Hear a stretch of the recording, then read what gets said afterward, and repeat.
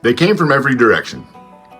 Some walked for days through the suffocating August heat, their boots caked in red clay.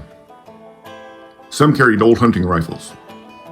Others gripped rusted Winchesters or heavy iron picks. Many still wore pieces of their World War I uniforms, the fabric stained by Europe's battlefields and Appalachia's coalfields. By the time they reached the steep ridges of southern West Virginia, there were 10,000 of them. A sea of red bandanas tied around their necks. Coal miners, fathers, veterans. Standing in their way, an army of nearly 3,000 deputies, mine guards, and company-backed defenders. Heavy Browning machine guns waited on the high ground, commanding the only routes through the mountains. Private aircraft circled overhead, modified to drop homemade bombs on American miners. And before the smoke cleared, the President of the United States would order federal troops into the hills. This wasn't a strike. It wasn't a riot. It was a battle. The largest armed labor uprising in American history. This was Blair Mountain.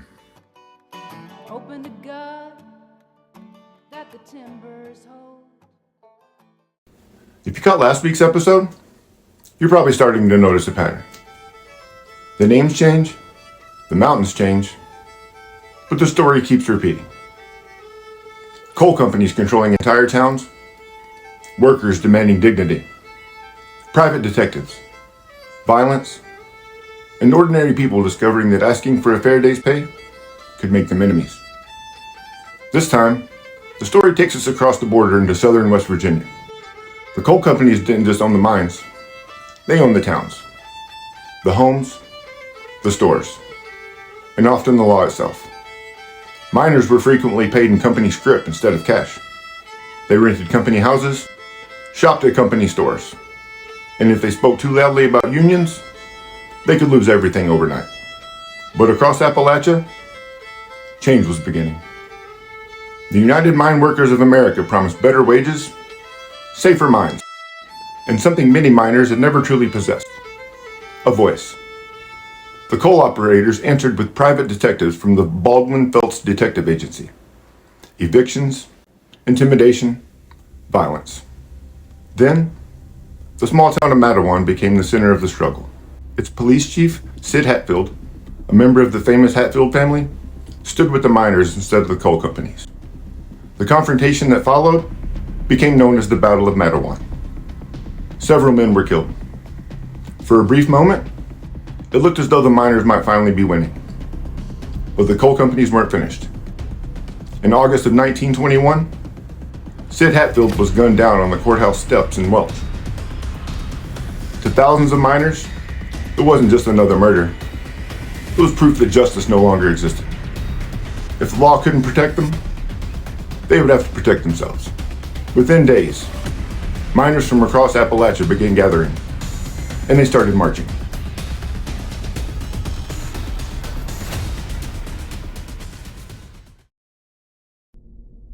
Sid Hatfield's funeral had barely ended when the mountains began to move.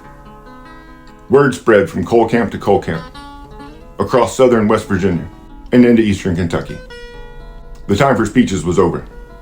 Coal camps emptied. Men abandoned their shifts. Entire crews disappeared into the mountains.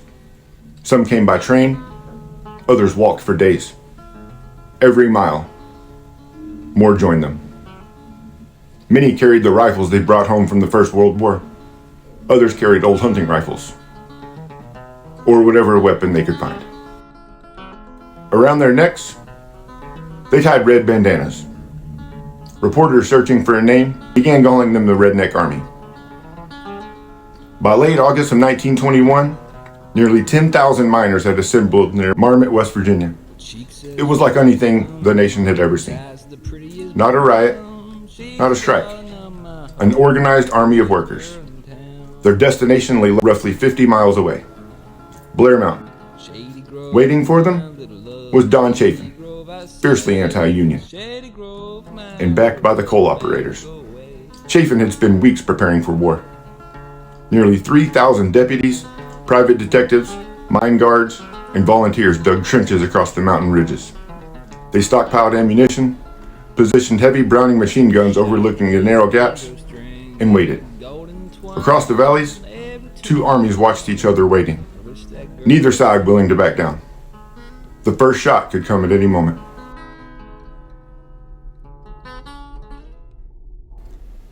Before dawn, the shooting began. No one knows with certainty who fired the first shot, but once the echoes rolled through the valleys, there was no turning back. For nearly a week, the mountains thundered with rifle fire. The miners advanced ridge by ridge, using the same hillsides they'd hunted since childhood.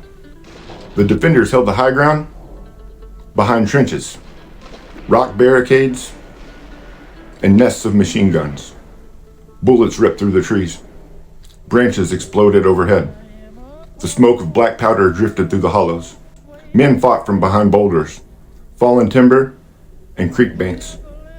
Some wore Union buttons, others wore sheriff's badges. Many had fought together in France only a few years before. Now, they were firing on one another in the mountains of West Virginia. It was no longer a labor dispute. It was war.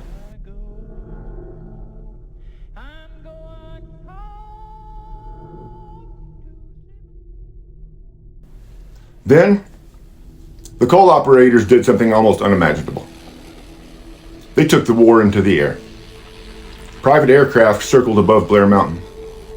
Their pilots dropped homemade bombs, packed with explosives, scrap metal, and in some cases, poison gas left over from World War I. Most missed their targets, some failed to explode, but the message was unmistakable. American workers could be bombed for demanding the right to organize. The violence shocked the nation. Newspapers carried reports of open warfare in the Appalachian Mountains. As the fighting intensified, President Warren G. Harding made his decision. Federal troops, backed by military aircraft, were ordered into southern West Virginia.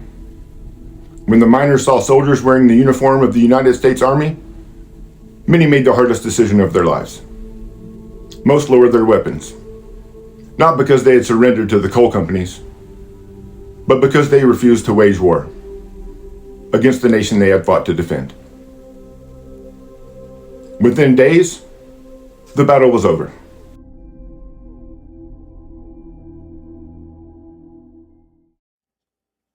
When the shooting stopped, the mountains fell silent. The official death toll remains uncertain. Some estimates place it at fewer than 20. Others believe many more were buried quietly, their names forgotten, their stories left untold.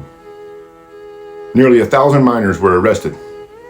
Many faced charges ranging from murder to treason against the state of West Virginia. The Union, which had grown so quickly, began to collapse under the weight of the prosecutions. For a time, it looked as though the coal companies had won. But history has a longer memory. A little more than a decade later, the Great Depression reshaped the nation. New labor laws protected workers' rights to organize. Union membership surged, and many of the protections Americans now take for granted, the 40-hour work week, overtime pay, safer workplaces, the right to bargain collectively, didn't just appear on their own. They were demanded, debated, organized, and sometimes paid for in blood. Blair Mountain wasn't just a battle over coal. It was a battle over power. Healthy economies depend on balance. Employers need workers, and workers need employers. History has shown us what can happen when that balance disappears. Workers become easier to replace than to hear. Safety becomes an expense instead of a priority. Speaking up becomes a risk. The lesson of Blair Mountain is that conflict isn't inevitable. It's that dignity at work doesn't sustain itself. Every generation inherits the rights won by those who came before.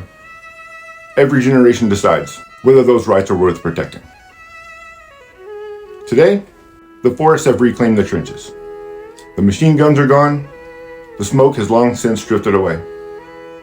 But if you stand on Blair Mountain and listen, the wind still carries the echoes of 10,000 miners who believe that ordinary people deserved a voice and that dignity was worth risking everything for. Because the mountains remember. And now, so do we. Thanks for watching. Having grown up in Kentucky, I really enjoyed researching and telling this story. Also, because I'm a firmly entrenched member of the working class, workers' rights are important to me. Share this story to make sure that other people remember that too. While you're at it, like the video and make sure you're subscribed. I know we all get tired of hearing that all the time, but it really is important to those of us trying to build a community here on YouTube. Before we go, I want to leave you with one more story.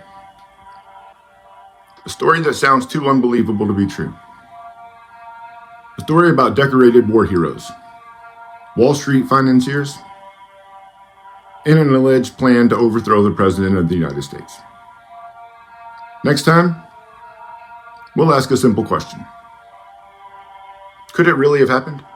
Or did America come closer to an attempted overthrow of its elected government than most people realize? I hope to see you back here for it next week. This has been the Underground Syllabus.